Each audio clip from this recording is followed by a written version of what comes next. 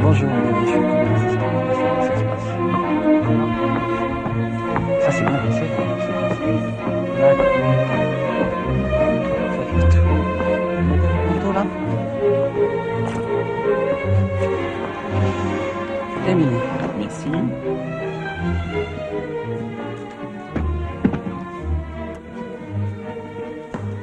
C'est à vous.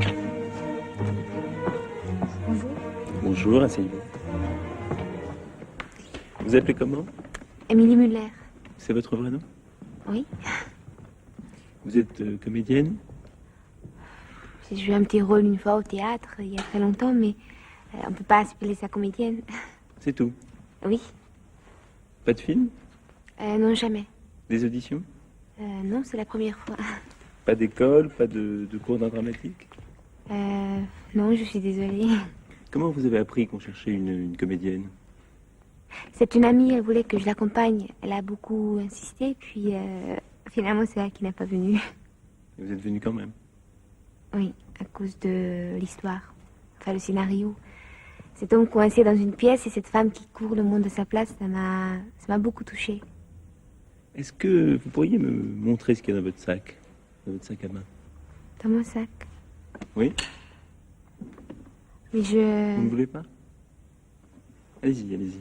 Ah si, d'accord. Vous trouvez peut-être ça indiscret? Non, non, pas du tout. En fait, vous voulez que je vide mon sac? Je fais comment? Ben, vous tirez un objet au hasard et puis vous me racontez ce que ça fait dans votre sac, ce que ça vous évoque. D'accord, on va tourner. Tout le monde est prêt? Moteur? Ça tourne. Allô? Émilie Muller, première. Bon, j'y vais là. Vous savez, il n'y a rien d'extraordinaire. Porte-monnaie. Un poudrier.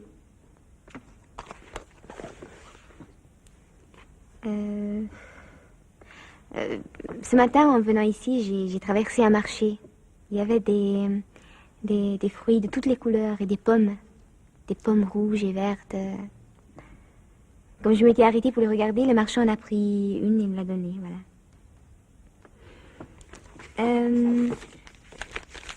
C'est quoi? Ça? Des petites annonces. Vous cherchez quelque chose? En ce moment, rien, mais ça m'arrive de chercher du travail. Oui. Quel genre de travail? En fait, j'en change tout le temps. Femme de chambre, babysitter, serveuse dans un bar, documentaliste. En ce moment, je suis correctrice dans une maison d'édition. Ça me plaît beaucoup. Le défaut, c'est que dans un texte, je ne vois plus que les défauts, justement. C'est fou quand on est un peu curieux ce qu'on peut trouver dans les petites annonces. Hein.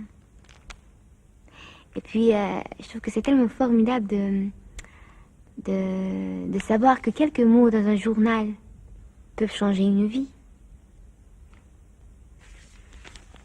J'aime bien les annonces de maison aussi parce que je rêve d'avoir une maison à moi. Ou pas grand-chose, une petite maison tout au fond d'une forêt, ça me suffirait. Mais une maison où je pourrais aller quand j'en ai envie.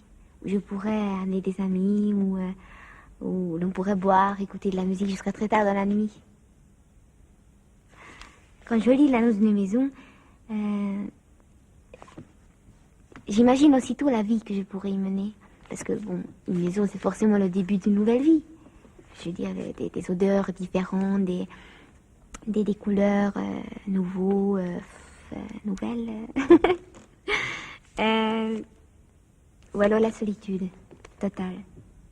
Rien, personne à qui parler. Je rêve de ça quelquefois. Ça vous fait pas peur? Non, pas du tout. Très tôt, mes parents m'ont appris à rester seule. Ils me laissaient des après-midi entières avec un livre, oui. Mais j'ai pas le souvenir d'avoir eu peur, non, jamais. Ah, une bague. C'est un très vieil ami qui me l'a donné. C'était à sa mère, qui est morte. J'ai jamais pu la mettre. Pourquoi? C'est trop lourd à porter. Un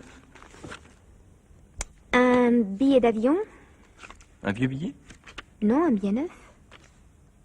Qu'un ami m'a envoyé. Paris-Nice, aller-retour. Je sais pas si j'irai. Et pourquoi ça? Il m'a dit qu'il avait là-bas un appartement tout blanc qui donne sur la mer. Comme dans un tableau de... Non, en fait, ce sera pour aller voir une tombe. Une tombe. Vous savez, une tombe. Parce que tout au bout de la ville, il y a un cimetière, paraît-il, tout blanc.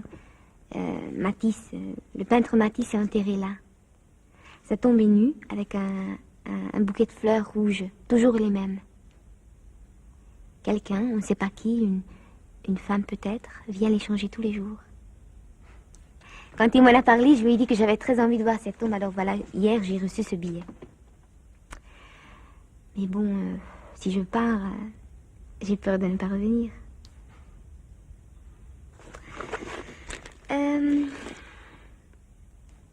Un petit carnet pour noter. Pour noter quoi? Ou une histoire, un bout de rêve, une phrase que j'ai lue dans un livre. Je passe mon temps à noter. C'est une manie absurde. Pourquoi absurde? Parce que ça ne sert à rien. Ce qui compte vraiment, c'est inutile de le noter, on s'en souvient. Et c'est votre journal aussi? Ça? Oui. J'écris tous les jours, je m'oblige à écrire tous les jours, c'est comme un travail. J'écris ce que je vois, ce que je fais, des gens que je rencontre, tout. Vous n'avez pas peur qu'on le lise? Ah si, l'autre jour, j'ai perdu un de mes carnets. Carnet, oui. Depuis ça, j'arrête pas de faire des cauchemars. Je rêve qu'on le retrouve, qu'on vient me demander des comptes sans arrêt. Et il y a des choses terribles, des choses que je n'ai jamais dites à personne. Vous pourriez me lire quelque chose comme ça? Enfin, au hasard?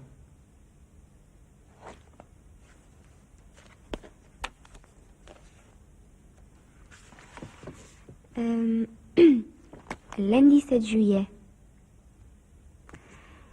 J'ai connu le bonheur, mais ce n'est pas ce qui m'a rendue la plus heureuse. C'est joli, non? C'est de vous? Non, de Jules Renard. J'ai lu ça dans son journal. Attendez, il y a une phrase très drôle que j'ai notée l'autre jour, il faudrait que je la retrouve. Est-ce que vous voulez un petit peu de café? Non, merci. Dites-moi, est-ce que vous aimez séduire? Franchement, je crois pas. Mais on aime tous séduire, non?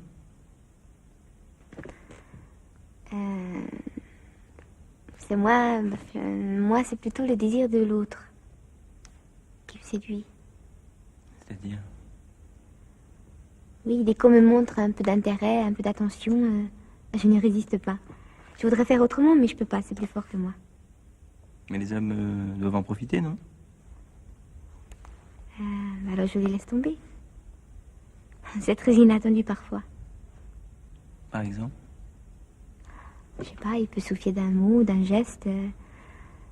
Pour eux, c'est sans importance, mais pour moi, c'est suffisant. Ça suffit pour que je me rende compte qu'il n'y a rien de commun entre nous. Et après, vous les revoyez plus? Ah non, ça je peux pas. Des gens que j'ai aimés, je cherche toujours à les revoir. J'ai toujours besoin de savoir ce qu'ils font, ce qu'ils sont devenus. Même si je les vois pas pendant des mois, c'est le fait simplement de savoir qu'ils sont là, quelque part. Que là où ils sont bien et qu'il suffit d'un signe pour qu'on se retrouve. Vous pouvez pas imaginer, c'est important. En cherchant à effacer quelqu'un de sa vie, c'est finalement un peu de sa vie qu'on efface. Et puis, la vie fait déjà tout pour séparer les gens, alors...